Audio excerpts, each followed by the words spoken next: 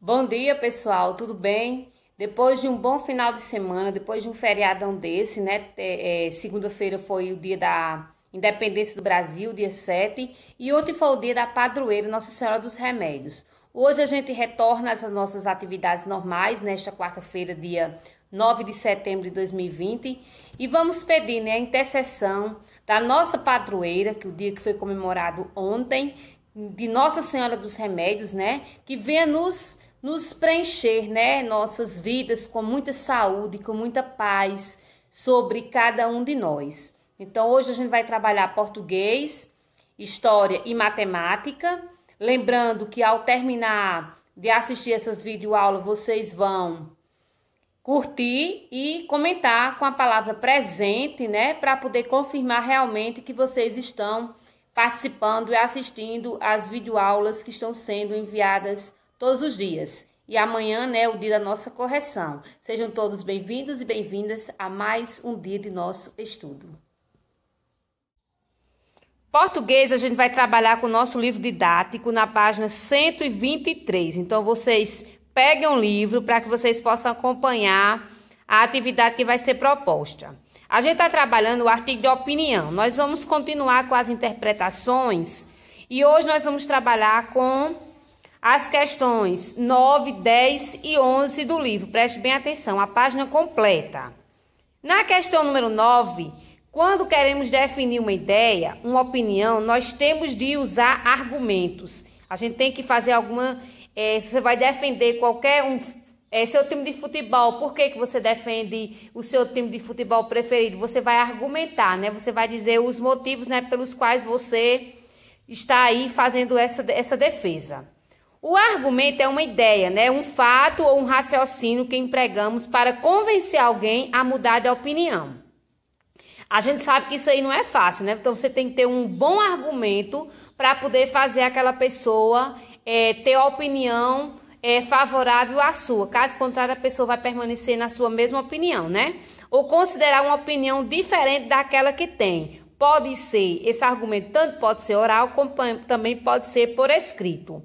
Você vai marcar um X nas frases que expressam os argumentos usados pela autora para defender suas opiniões no artigo Pré-adolescente é criança, que é o texto que a gente está trabalhando em português. Pré-adolescente é uma expressão que não define o que a pessoa é. Com 11 ou 12 anos, as crianças podem estar no final da infância, mas ainda são crianças. Deve-se aproveitar a infância porque dura muito pouco. Pré-adolescente é um adolescente que se sente mais jovem.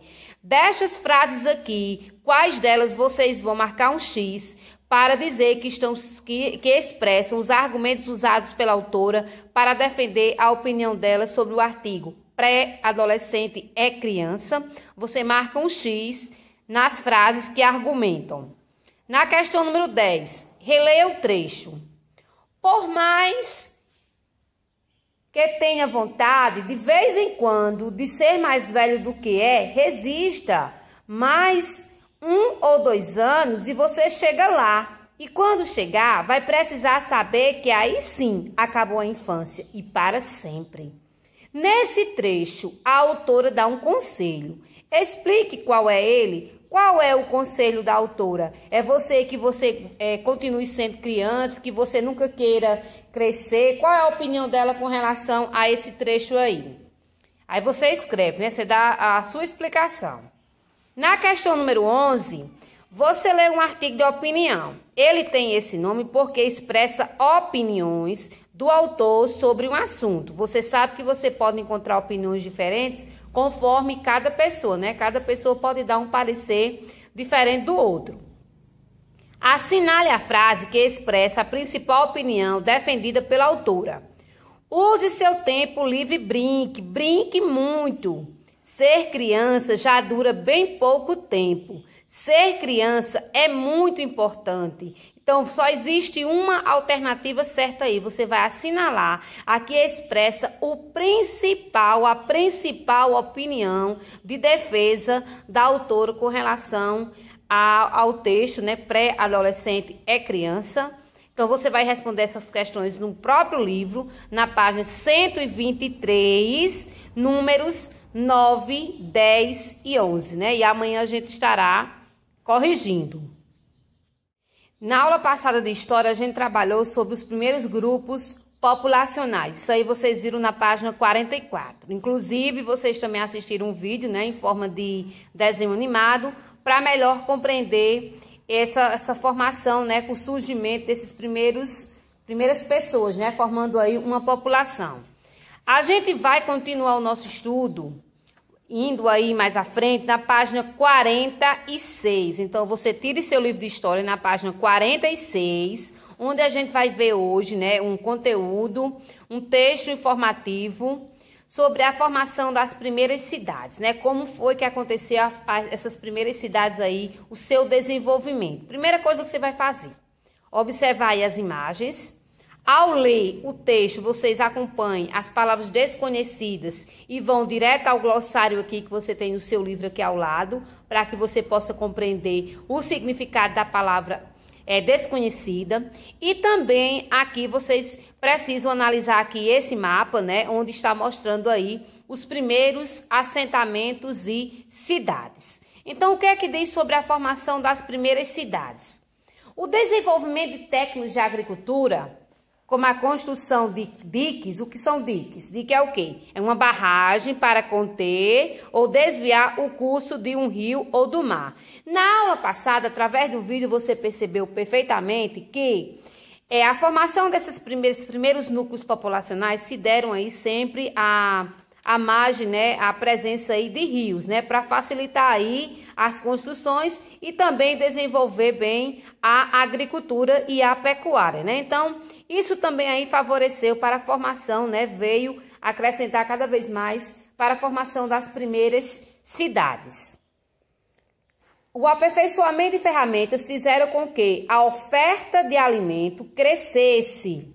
Com isso, a população aumentou e a produção de alimento deixou de ser coletiva, pois nem todas as pessoas precisavam trabalhar no campo e algumas puderam dedicar-se à produção artesanal.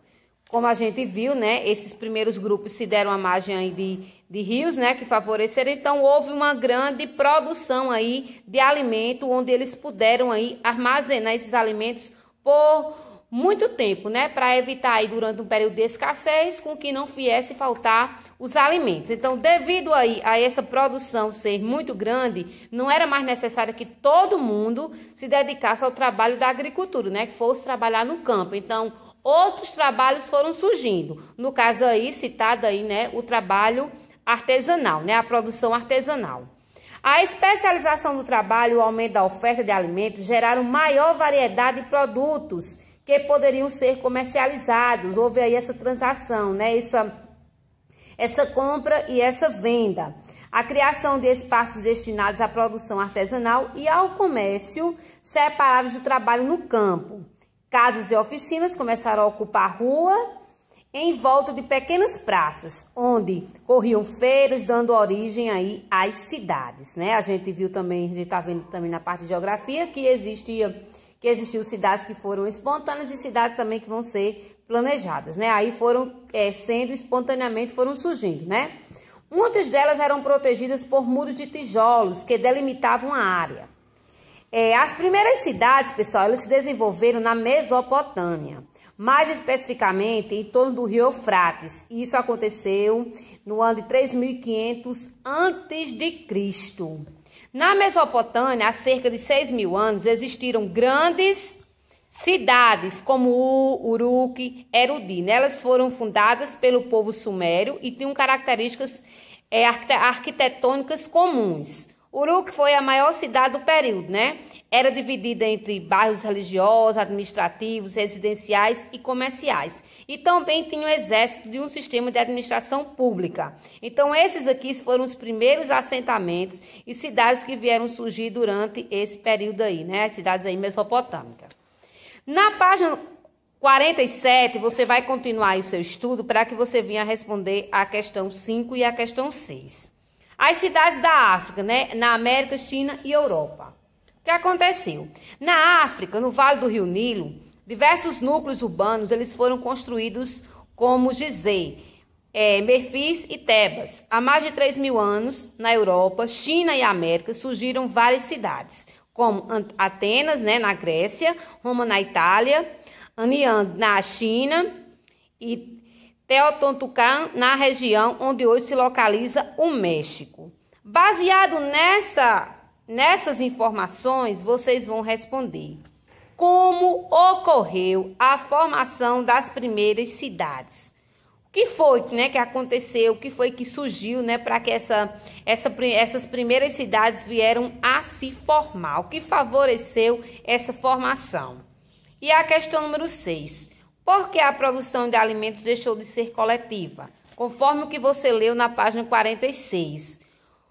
Por que a produção deixou de ser coletiva? O que foi que aconteceu? O que houve, né, para que essas pessoas não precisassem tanto se dedicar ao campo, né? Poderiam trabalhar de outra forma, né? Conforme foi dito aí na produção de artesanatos. Então, vocês vão ler isso daí e vão responder a questão 5 e 6 da página 47 no seu livro de história. E amanhã a gente também estará corrigindo.